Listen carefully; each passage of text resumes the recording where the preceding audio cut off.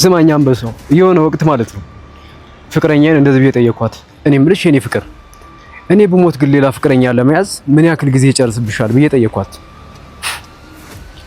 ገልመጥ አደረገችኝና ምናልባትም እምገልህ እኔ ልሆን እችላለሁ አለችኝ።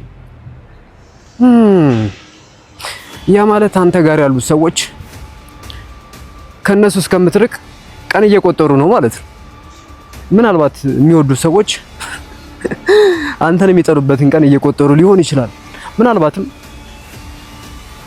አንተ ለነሱ በጣም መልካም እየሆንክላቸው እነሱ ግን ያንተ ውድቀት እየተመኙ ሊሆን ይችላሉ። ምክንያቱም አንዳንድ ሰዎች እንደዛ ናቸው።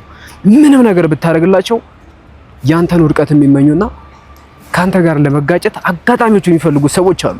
ግን ጥሩ ነገር እያደረክላቸው እኮ ነው። ይኸውልህ በጣም ደስ የሚለኝ ማዘር የምትለው ቃል አለ። ፈጣሪ ሆይ የልጆች እጅ ላይ አጣለኝ ትላለች። እውነቷን ነው።